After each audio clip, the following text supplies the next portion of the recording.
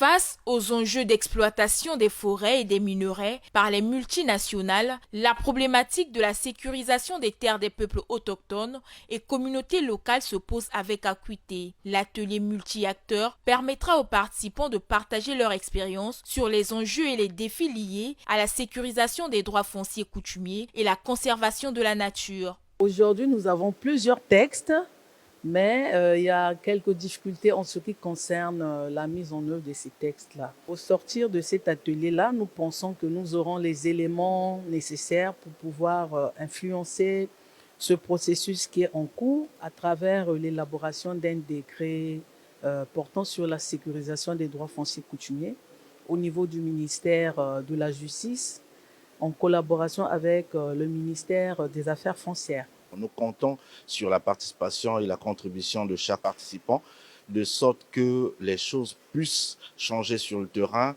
de sorte que chaque participant puisse bénéficier des expériences des uns et des autres. Nous savons que malgré les efforts consentis au niveau du gouvernement, malgré le cadre juridique qui existe, mais beaucoup d'efforts restent à fournir pour que nous mettons fin aux marginalisations, pour qu'on puisse mettre fin aux discriminations que subissent encore les peuples autochtones des communautés locales. Pour le ministre en charge de la promotion des peuples autochtones, cet atelier doit proposer des pistes de solutions en harmonie avec la législation en vigueur. Les travaux de l'atelier qui s'ouvre visent à identifier les opportunités, les enjeux et les défis à relever afin que nos compatriotes autochtones jouissent pleinement de leurs droits et bénéficient des activités qui seront mises en œuvre en leur faveur.